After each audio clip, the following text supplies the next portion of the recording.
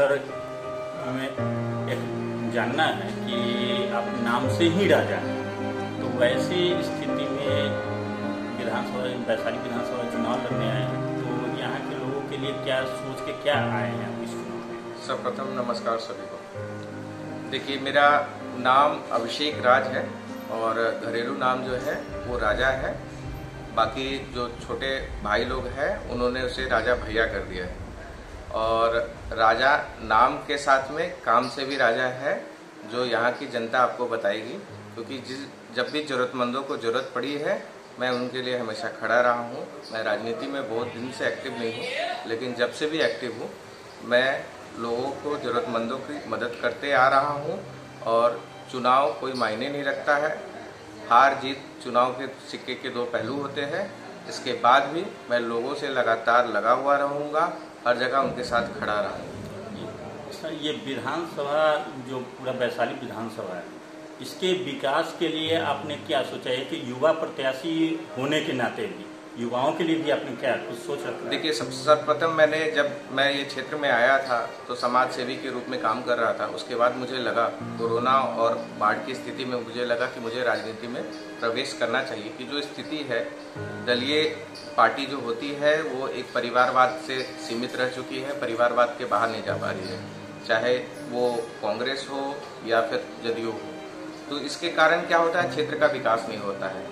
1967 से वैशाली विधानसभा बनी है, उसके बाद से ये सीमित रह गई है दो परिवारों के बीच में। इस बार युवा चेहरा आए हैं, लेकिन एक दलीय पार्टी से जो युवा चेहरा आए हैं उनके चाचा जी शिक्षा मंत्री रहे और वो उस पीरियड में उनके पीए का काम करते थे, तो उस पार्टी में वो तो काफ़ी दिन से है। लेकिन उसके बावजूद यहाँ पे शिक्षा मंत्री रहने के बावजूद इनका कार्यभार देखते थे, लेकिन उन्हें कभी महसूस नहीं हुआ कि यहाँ की डिग्री कॉलेज होनी चाहिए विधानसभा में। वैशाली जो ऐतिहासिक रही है, ये बहुत बड़ा दुर्भाग्य की बात है, यहाँ एक डिग्री कॉलेज भी नहीं। लोग अब वो जब उनको टिकट मिल गया है तो ये बोल रहे हैं कि यहाँ पे डिग्री खोलाएंगे। उस समय पीरियड का क्या, 2000 से लेकर के 2010 तक उनके रिलेटिव नेता रहे, मंत्री रहे, सब चीज़ रहे, लेकिन और वो कार्यभार संभालते थे। लेकिन उस समय उनको ये एहसास नहीं हुआ यहाँ डिग्री कॉलेज होना चाहिए। चुनावी लॉलीपॉप दिए जा रहे हैं, आगे देखिए क्या है। इसके लिए कार्यभार के लिए मैंने अपना 7 एजेंडा जारी किया है, उसमें शिक्षा को महत्व दिया गया है और बोरोल चीनी मिल है उस पर जोर दिया जा रहा है। और दूसरी एक चीज़ और मैं हाईलाइट करना चाहता हूँ, यहाँ पे मैन्युफैक्चरिंग इंडस्ट्रीज नहीं आ सकती है, लेकिन आईटी इंडस्ट्री का हब यहाँ बनाया जा सकता है, क्योंकि वैशाली के बहुत सारे पढ़े लिखे इंजीनियर जो है बाहर दिल्ली बेंगलोर में जाकर के काम कर रहे हैं। तो देश के लिए शहीद हुआ नौजवान का स्मारक नहीं बन पाए, उनके परिवार को दिया हुआ वादा अगर पूरा नहीं हो पाए तो ये दुर्भाग्य है।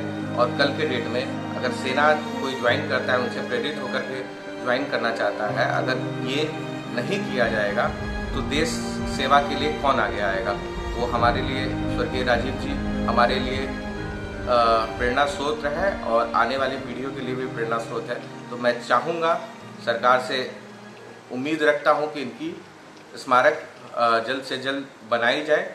अगर नहीं बनाई जाएगी तो लोगों को अपना सोचना पड़ेगा कि उसको स्मारक कैसे किया जाए, फिर हम लोग क्राउड फंडिंग के थ्रू उसको बनाने का प्रयास करेंगे।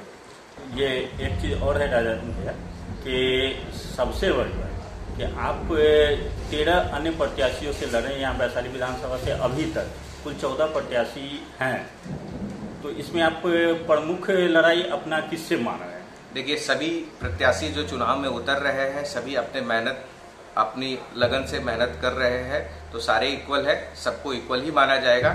सिर्फ आपके साथ दलीय जुड़ जाने से आप मजबूत कैंडिडेट नहीं हो जाते हैं। आपकी आचरण, आपके व्यवहार कैसे है, आपके कार्यकर्ताओं के साथ, आप उनके साथ कितने खड़े रह रहे हैं, आप कितनी मदद कर रहे हैं लोगों के बीच, आपका एजेंडा क्या है। सबसे पहले तो मैं चाहूँगा, जिस तरह से मैंने अपना 7 संकल्प जारी किया है, उसमें चीनी मिल और आपका ये वैशाली प्रखंड को अनुमंडल बनाने का बात की गई है। उस एजेंडा के तहत मैंने 9 संकल्प आपका जारी कर दिया। वैसे जितने भी प्रत्याशी हैं अपना एजेंडा लोगों के बीच में रखें, क्योंकि अब चुनाव में बहुत दिन नहीं बचा है। उसके बाद लोग डिसाइड करेंगे, क्योंकि जनता ही मालिक होती है डेमोक्रेसी में, तो जनता डिसाइड करेगी कि कौन अच्छे हैं कौन बुरे हैं। मैं जनता से भी अपील करना चाहूँगा कि जातिवाद और धर्म के ऊपर उठ करके वोट दे। जो सबसे साक्षर पढ़े लिखे युवा उम्मीदवार हो उनको चुने, ताकि वैशाली एक नई ऊंचाई और नए मुकाम पर पहुंच सके।